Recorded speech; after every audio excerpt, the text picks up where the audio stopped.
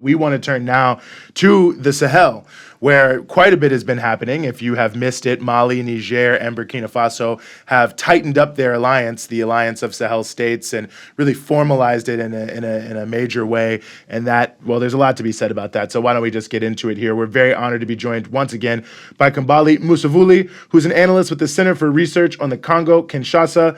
Kambale, as always, thanks so much for being with us. Thank you always. Well, it's great to have you, and maybe let's just start with the recent summit that took place. I believe it was in Niger, of the Alliance of Sahel States, where they tightened up their alliance. Give us a sense of what really happened there, and some of at least the initial things you're maybe drawing from the expansion, not expansion, but the cohesion of this Alliance of Sahel States. It's a very historic moment to be on the African continent and witness what is unfolding from east to west, where people, no matter the language that they're speaking, they are clearly knowing who the enemy is. And Mali, Niger, and Burkina Faso, they are giving us the compass of what needs to be done. These three countries were part of ECOWAS. They were part of many African institutions. And they did not see changes, fundamental changes in the country, especially around security issues. After what people have described as military coups, I said actually the aspiration of the people of the Sahel to change the elite, the bourgeois class that control the country. We saw military leaders take control of the country, and they continue to listen to the voice of the people if you follow very closely. Now, the creation of the Confederation, the Alliance des États du Sahel, and their first summit that took place earlier in July, I think it was July 6th that took place, is simply I could say, the aspiration of people. And what is it actually? People of Niger, Burkina Faso, and Mali have seen for decades instability in the country. As soon as this country created an alliance, they actually seen progress. They see that the so-called jihadists are not able to do the attacks that they have done. They've seen cities controlled by terrorists now in control of the government. So they're seeing concrete progress. The second thing is the control of their wealth, particularly uranium, where they saw that they determined the cost of the uranium that was sold in the country by France, and that the uranium leaving the country benefited French people and Europe in general, while inside of Niger, for example, people still didn't have access to electricity. Now that they have built the alliance, they are actually working to strengthen the regional cooperation, to use the resources to benefit the people, and to have the security alliance that's going to still protect the people. But the bigger story is not necessarily just the summit. It's what happened after the summit, right? On July 6th, there was a summit that created a confederation of the Sahel Alliance of these three countries. But the next day, it was a meeting of ECOWAS, right? Countries met. And when you look at the statement coming out of ECOWAS, it's actually worrisome. The president of Senegal, the new president of Senegal, Diomaye Faye, has been selected as the mediator to work with ECOWAS to find ways to bring back Mali, Niger, and Burkina Faso back into ECOWAS. Why I am saying this is problematic? It's problematic because we have now fundamentally addressed the challenge of ECOWAS, the regional body. When you look at these three countries that created a new alliance, they explain clearly why they left. As the founding members of ECOWAS, they saw the inadequacy of ECOWAS to address sovereign decisions of countries, and two, to stop the proliferation of armed groups in the region, and three, that ECOWAS has become the mouthpiece of France, have become a mouthpiece of Western nations. Beyond the statements of the Sahel Alliance, let's just look at ECOWAS meetings. You go to an ECOWAS meeting where you have ECOWAS president sitting, you are seeing the United States government represented in the meeting. You're seeing French diplomat represented in the meeting, and you're asking yourself, is this a meeting of African states, or is this an international meeting with international actors? It becomes confusing. So not addressing the fact that ECOWAS has lost integrity with the people is a problem, right? And Jomai Faye, who through the popular mobilization in Senegal, in Senegal, the people of Senegal were very clear that they do not want the former president Macky Sall to stay in power. There was grassroots mobilization that brought Jomai Faye to be president, but his posture at the moment is making all of us question what is the future of Senegal when Senegal is playing the mediation between the two new body with the new body and the old ECOWAS and the Sahel states, while the people of Burkina Faso, of Mali, of Niger are very clear that their leaders today are sovereign leaders who are making decisions on behalf of the masses of these countries. I mean, it's really incredible to witness what's taking place, Kambale. And I'm curious if you could touch on how this could possibly pose a challenge to something like AFRICOM as well as ECOWAS. Specifically for the Sahel Alliance, they're being very clear around the imperialism in the region, and they've defined what they are. On the currency, two foreign military bases there, one of them being U.S. military base in Niger, the largest drone base. They have asked these nations, specifically France and the United States, to leave the country. The French soldiers were the first to leave. The United States is leaving up until September. I think up until the end of the year, I think all the troops from the United States will be out of Niger. But why are people, not just the government, right, of the Sahel states, why are they calling for these soldiers to leave? One, I do not see a Niger drone base in the United States. Why do we have a U.S. drone base in Niger, right? Two, the security situation of the countries has not improved.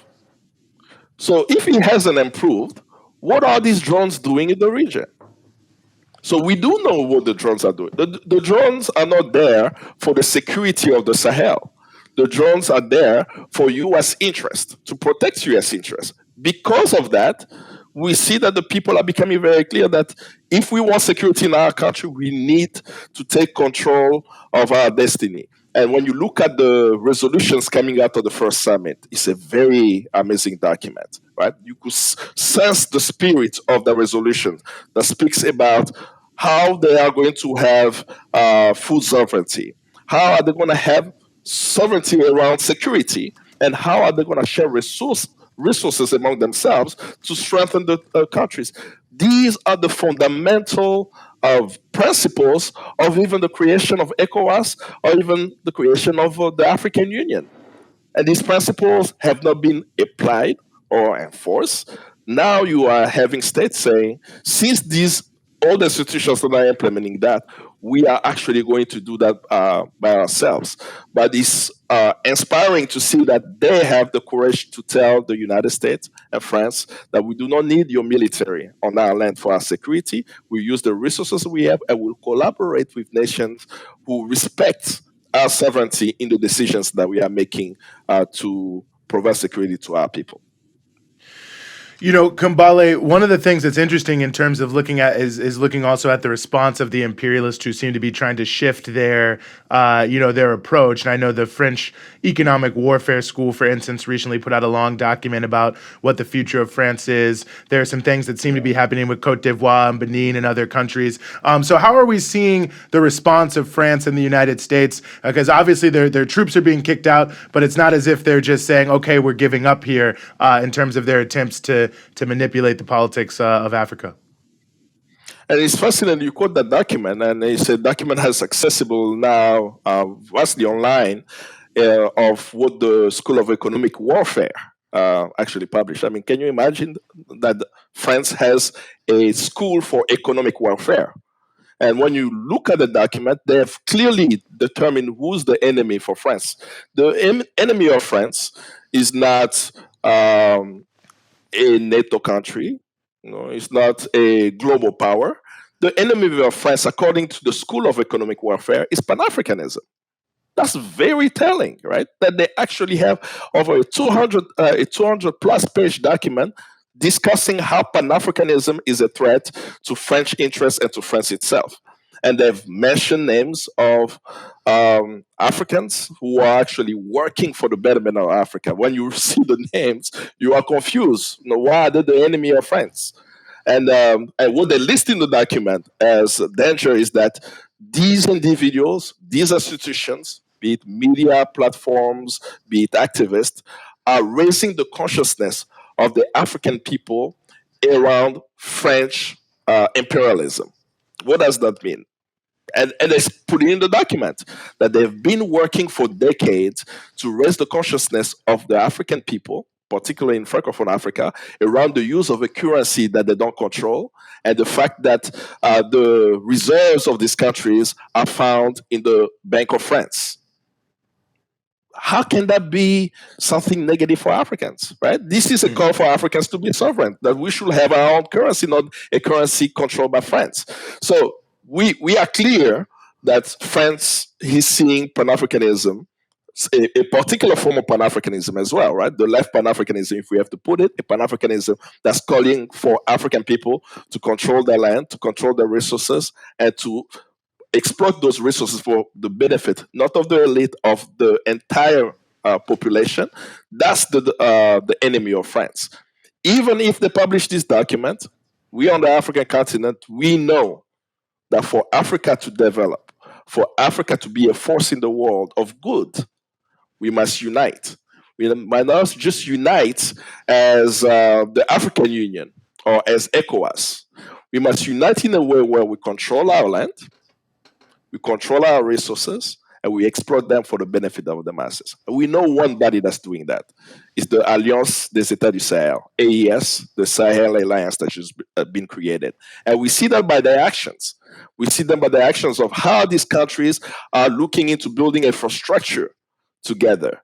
That we're seeing how they are saying we are going to exploit the uranium and the oil to benefit the Confederation. We are seeing in the discussion in Burkina Faso around food sovereignty, how we're going to produce agricultural products that will feed our people before we export it. So we see concretely that's the Pan-Africanism that they are pushing for. That's the Pan-Africanism that the vast majority of the African people support, and that is what France is calling the enemy of France. Unfortunately for them, the African youth is clear about Pan-Africanism. This is why from Nairobi to Bamako, all Africans are saying enough and start to the elite who are bidding for the West, and all power to the people to control our land, to control our resources, to free our people from the bondage and the misery they exist today. Kambale, that sounds fantastic. I guess the question becomes, the imperialists, they don't take these things lying down. So what are the potential challenges here? I'm sure there are many, but just the first couple that come to mind, I can't imagine the US and France are just going to throw their hands up and say, okay, guys, we give up. We're just going to leave this alone and let you do your thing. That's never happened. So what can we expect to see from the reactive side of the imperialist powers? We're already seeing it. It's going to be a struggle. Let's look at what happened to Mali, Burkina Faso, and Niger, the AES alliance. They had inhumane sanctions, right? The borders of these countries were definitely locked, right? This was a decision of ECOWAS through the influence of Westerns. We also see the accusations from Burkina Faso, from Mali and Niger, that some countries, particularly Côte d'Ivoire, right? Côte d'Ivoire has allowed its soil, and Benin, these two countries have allowed their soil to house so-called terrorists, and not only that, allow French soldiers to actually use the soil for military training, and in what they're predicting will be an attack on the Sahel states, right? So, and there will be more and more of these actions. The thing that I think is very insidious, and that's why I brought it up, is the July 7th ECOWAS meeting where the newly elected president of Senegal, Diomaye Faye, has been chosen as the mediator between AES and ECOWAS. That's very insidious because he ran a campaign, they ran a campaign around imperialism. But now that they are in power, they decided not to have radical shifts as we see in AES. They are, they are sharing statements that's worrisome. Just last week, I think on July 15th, the president of Senegal, Diomaye Faye, held a press conference in the presidential palace discussing with local press about his positions on the region. And one of the journalists asked him directly, what is the position of the president of Senegal vis-a-vis French military in Senegal? Are you saying, one, that they must leave? Or two, if they do not leave, why you are choosing the position? Diomaye Faye didn't respond to the question. He actually the question. So since July 15th, everyone is questioning what is unfolding in Senegal, whereby the position of the head prior to presidential election is completely different. And of course, there will be more. So when we're speaking about the United States and France, we have to also think about the elite that control the region and how they are going to be used as Africans. It's going to be presented as an African solutions, Africans, brothers and sisters, to bring one another back into ECOWAS. Not what the people of this Mali, Niger, Burkina Faso are calling for. They're calling for a radical break with imperialism. So we have to keep an eye out on it. There will be many things happening. It's already happening, but I'm still very confident because of the grassroots of progressive forces in the Sahel for decades to educate the masses around why we must be sovereign and control our own destiny, that no matter what happened in the sub-region, the people will hold the leaders accountable. And for those who are still in the ECOWAS, I'm seeing a trend. Guy Marius Sagna, the member of parliament for representing Senegal in ECOWAS, he's in the committee for audit. For the past 2 weeks, he's been challenging ECOWAS inside of the ECOWAS parliament. It's fascinating to watch those videos where he's actually asking very basic questions. Why is it that at ECOWAS, that the delegation from Liberia submit an official report about the security situation in Liberia, and in the first sentence of the security situation in Liberia, the enemy, the stability in Liberia, they're saying that is caused by the influence of communists. That is preposterous. This is the official report of Liberian ECOWAS. The second thing that he has asked is about the influence of foreign institutions into the agenda of building infrastructure in ECOWAS. And the more you follow his action in the ECOWAS parliament, which is now being posted even online, you are noticing people making comments. You should be worried, right? You should be careful. They may kill him. He's saying too much.